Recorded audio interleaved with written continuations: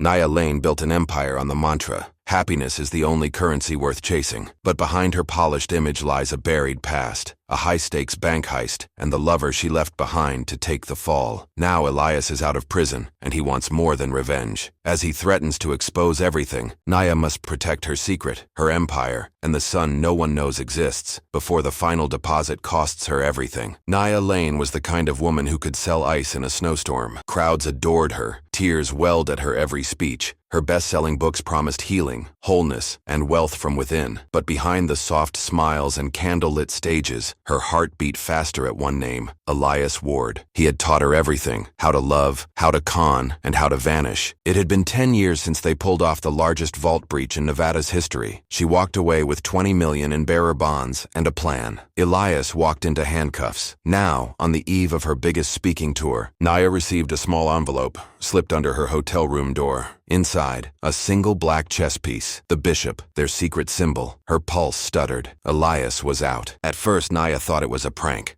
A sick coincidence. But then the second envelope arrived. No return address, just a flash drive. On it, footage from their old heist. Grainy, time-stamped, and damning. Footage she thought she destroyed. Her hands shook as Elias's voice crackled through her Bluetooth speaker. "You owe me, Nia. Let's make our final deposit." The memories flooded back. How she convinced Elias to take the fall. He trusted her, loved her. She ran, changed her name, and built a media empire on the bones of her guilt. But Nia didn't just fear exposure. She feared the one secret Elias never knew. She hadn't spent a dime of the money. It was all locked away for someone else, for him, a child Elias never met. And if he found out, she wouldn't just lose her fortune, she'd lose her son. Nia flew home to LA under an alias, her assistant baffled by her sudden cancellation of appearances. Her mansion on the hills was silent, but her mind screamed. She opened her safe, counted the bonds, untouched. She had hidden them for 10 years, never once breaking her promise to herself. These are for the boy, for when he's ready. She called her driver, ordered her son hidden in a remote cottage in the Sierras. The boy, now 9, knew her only as Aunt Nia. It had always been safer that way. But if Elias got close, if he even suspected, no, she couldn't let it happen. The next day, she walked into a private security firm. "I need surveillance, ghost tracking, and background intel on a man named Elias Ward," she told them. The agent raised an eyebrow. "The Elias Ward?" he asked. "The convict who vanished 2 weeks ago after a transport bus explosion?" Her blood ran cold. Elias wasn't just free, he was missing, untraceable, and already ahead of her. The next attack was financial. Nia's offshore accounts froze, flagged for investigation. One by one,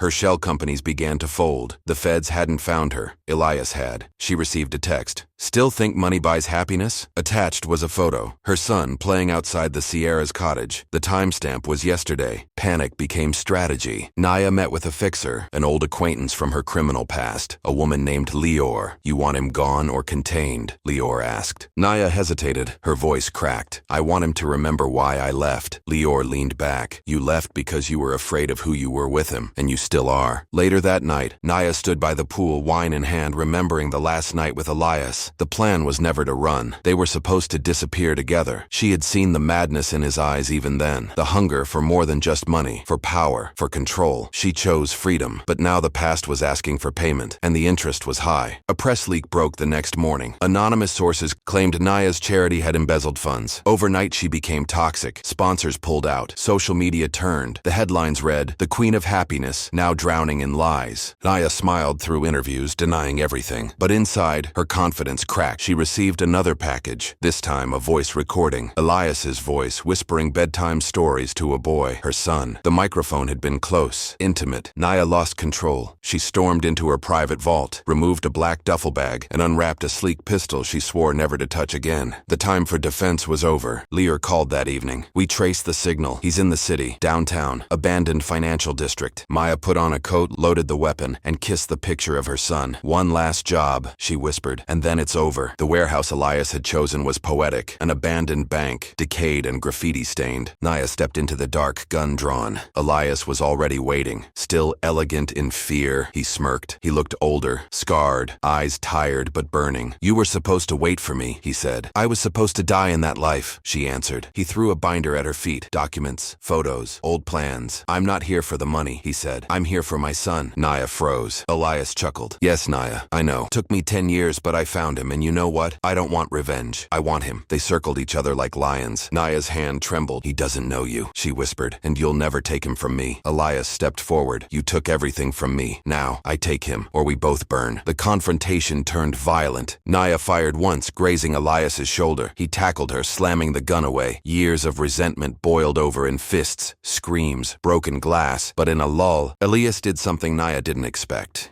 I counted the days, Naya, he gasped. Not because of the money, because you were my home. She almost cracked, almost believed him, until he lunged for her gun. She kicked it away and ran. Fire spread. Lior's backup had rigged the building to burn. Outside, she watched flames engulf the past, and maybe Elias, too. He didn't make it out. At least she hoped he didn't. Weeks passed. Naya's reputation slowly repaired. Her empire, though scarred, held firm. But she no longer gave speeches about happiness. She spoke of truth. Quietly, she placed the bearer bonds into a trust, accessible only when her son turned 18. At night, she sat beside him, reading stories, brushing his hair behind his ear. You'll never know what I did for you, she whispered, and that's how it should be. Then, one morning, she opened her mailbox. A new envelope. Inside, a single black chess piece. The king. Elias was alive, and the game wasn't over.